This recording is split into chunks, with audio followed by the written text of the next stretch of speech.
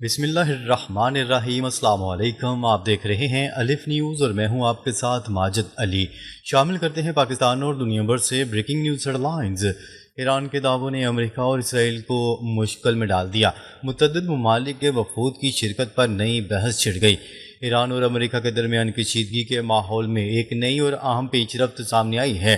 ایرانی ذرائع ابلاغ اور بعض تجزیہ کاروں کے مطابق ایران نے دعویٰ کیا ہے کہ امریکہ نے مختلف ممالک پر دباؤ ڈالنے کی کوشش کی تاکہ وہ ایران کی اعلیٰ قیادت سے متعلق ہونے والی اہم سرکاری تقریبات میں شرکت نہ کریں، تاہم ان دعووں کی آزاد رائے سے مکمل تصدیق نہیں ہو سکی۔ ایرانی موقف کے مطابق دنیا کے متعدد ممالک نے امریکی دباؤ کو خاطر میں نہ لاتے ہوئے اپنے وفود ایران بھیجے، جن میں مشرق وسطیٰ، ایشیا اور دیگر خطوں کے کئی ممالک شامل تھے۔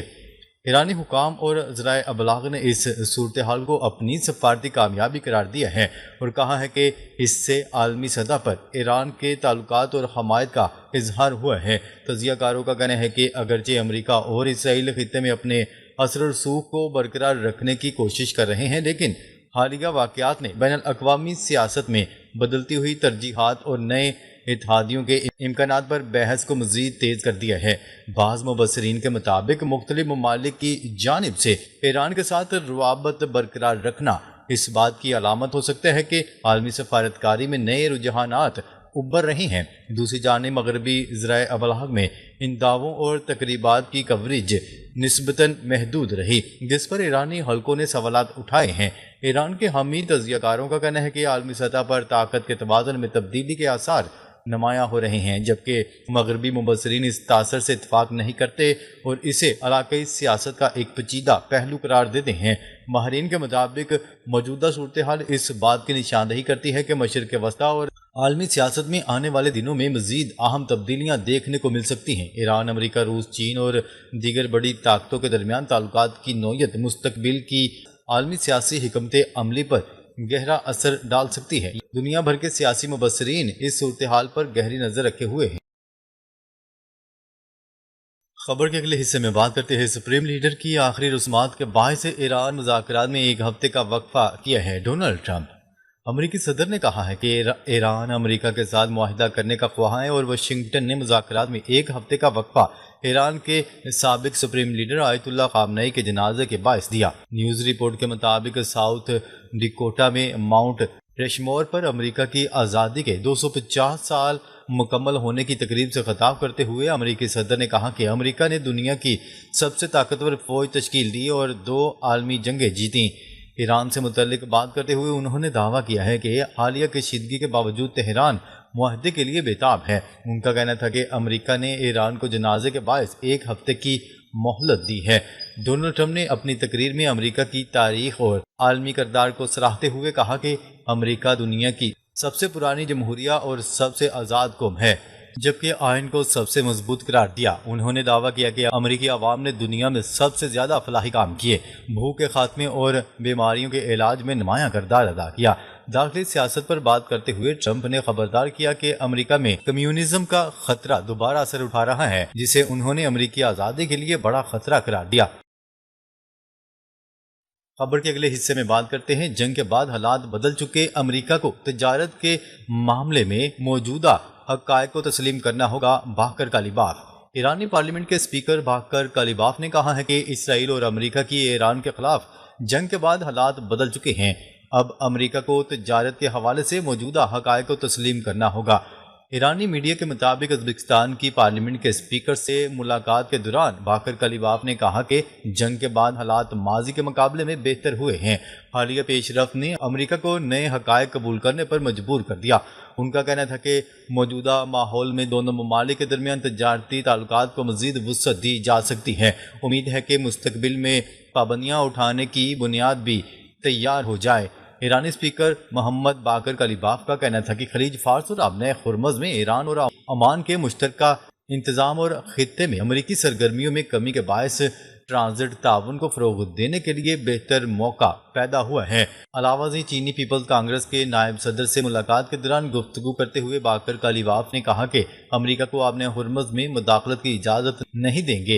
ان کا کہنا تھا کہ چین ایران کے درمیان سیاسی اقتصادی تعاون کو سراہتے ہیں، دونوں ممالک کے درمیان اسٹریٹجک تعلقات کو فروغ دیں گے۔ خبر کے اگلے حصے میں بات کرتے ہیں روسی فوجیوں کی چین میں ٹریننگ کی خبروں پر۔ جرمنی میں چینی سفیر کی طلبی۔ جرمن وزارت خارجہ نے کہا ہے کہ برلن میں چینی سفیر کو ان میڈیا رپورٹس پر فوری طور پر طلب کر لیا گیا جس میں دعویٰ کیا گیا تھا کہ چین میں روسی فوجیوں کو تربیت دی جا رہی ہے۔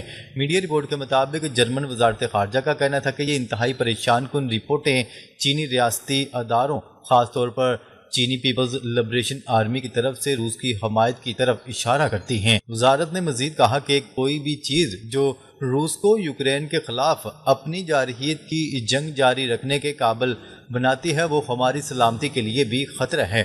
جرمن حکومت باقاعدگی سے روس کے لیے چین کی حمایت پر اپنی تشویش پر زور دیتی ہے۔ واضح ہے کہ یہ معاملہ خاص طور پر فروری میں چانسلر فریڈرک مرز کے دورہ چین کے دوران سامنے آیا۔ وزارت نے مزید کہا کہ وہ اپنے یورپی شراکت داروں کے ساتھ اس مسئلے کو گہرائی سے حل کر رہے ہیں۔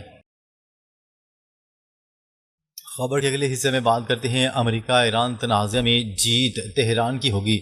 امریکہ ایران تنازع میں جیت تہران کی ہوگی۔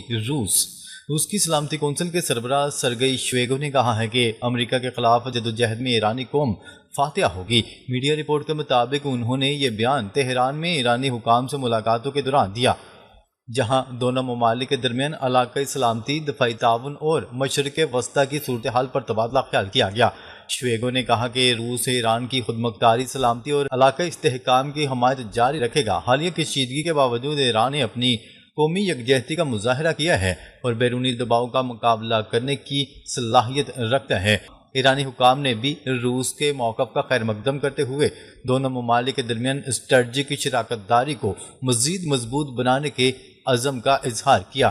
ملاقاتوں میں اقتصادی تعاون، توانائی، دفاعی شعبوں اور علاقائی تنازعات پر بھی گفتگو ہوئی۔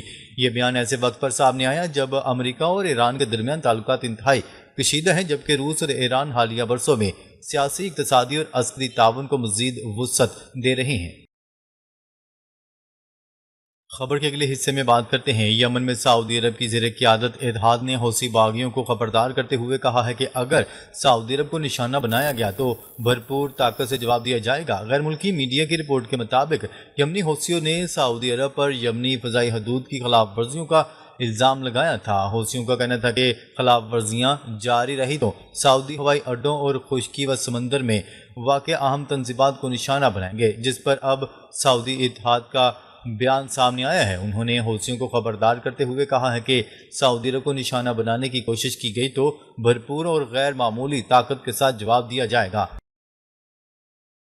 خبر کے اگلے حصے میں بات کرتے ہیں یوکرین کے ایک اور شہر پر قبضہ، روس ہر قیمت پر فتح حاصل کرے گا۔ روسی صدر ولادیمیر پوٹن نے یوکرین اور اس کے مغربی حامیوں کو سخت انتباہ دیتے ہوئے کہا ہے کہ روس اپنے شہروں اور بنیادی ڈھانچے کے تحفظات کے لیے ہر ضروری اقدامات کرے گا اور یوکرین کی جانب سے روسی علاقوں پر حملوں کا جواب مزید سخت کارروائی اور سرحدی حفاظتی زون کے قیام کی صورت میں دیا جائے گا۔ کریملن کے مطابق صدر پوٹن نے اعلیٰ فوجی کمانڈروں اور وزارت دفاع کے حکام کے ہمراہ ایک فوجی کمانڈ پوسٹ کا دورہ کیا، جہاں انہوں نے ڈونباس میں روسی فوج کی پیش قدمی، خصوصاً اہم شہر کوستیانتینیو پر قبضے سے متعلق بریفنگ دی گئی۔ اس موقع پر انہوں نے کہا کہ انہیں یقین ہے کہ روس اس جنگ میں کامیابی حاصل کرے گا، تاہم فوجی قیادت کو کارروائی کے دوران روسی فوجیوں کی جانوں کے تحفظ اور جنگی اہداف کے حصول کو یقینی بنانا ہوگا۔ روسی صدر نے الزام عائد کیا کہ کیف حکومت میدان جنگ میں اپنی مبینہ کامیابیوں کا تاثر برقرار رکھنے کے لیے تخریبی اور دہشت گردانہ کارروائیوں کا سہارا لے سکتی ہے۔ ان کا کہنا تھا کہ یوکرین کے بیانات اور اقدامات نہ صرف خود اس کے لیے بلکہ اس کے مغربی حامیوں کے لیے بھی نقصان دہ ثابت ہو رہی ہیں۔ روسی صدر نے یورپی ممالک پر بھی تنقید کرتے ہوئے کہا کہ نام نہاد امن کے داعی در حقیقت جنگ کو طول دینا چاہتے ہیں۔ اگر مغربی ممالک یوکرین کی جانب سے روسی شہروں، شہری تنصیبات، ٹرانسپورٹ یا تعلیمی اداروں پر ڈرون حملے کی حمایت کرتے ہیں تو یہ انتہائی خطرناک رجحان ہوگا۔ خبر کے اگلے حصے میں بات کرتے ہیں برطانیہ اور فرانس نے آبن ہرمز کو عالمی معیشت کی اہم شاہراہ قرار دے دیا۔ مشترکہ بیان میں دونوں رہنماؤں نے کہا ہے کہ آبن ہرمز کے ذریعے تمام ممالک کے جہازوں کی محفوظ آمد و رفت کی بحالی عالمی برادری کے لیے انتہائی اہمیت کی حامل ہے۔ بیان کے مطابق عمان نے برطانیہ اور فرانس کے ساتھ مل کر کام کرنے پر اتفاق کیا تاکہ اس کے خود مختار علاقائی پانیوں میں جہاز رانی کی سلامتی کو یقینی بنایا جا سکے۔ دونوں رہنماؤں نے علاقائی استحکام، تمام ریاستوں کی خود مختاری کے احترام اور عالمی سلامتی، آزادی، جہاز رانی اور بین الاقوامی قوانین کے فروغ کے لیے اپنے شراکت داروں کے ساتھ قریبی تعاون جاری رکھنے کے عزم کا بھی اعادہ کیا۔ ناظرین، اب تک کے لیے اتنا ہی۔ مزید خبریں لے کر بہت جلد آپ کی خدمت میں حاضر ہوں گے، تب تک کے لیے اپنا خیال رکھیے گا۔ اللہ نگہبان۔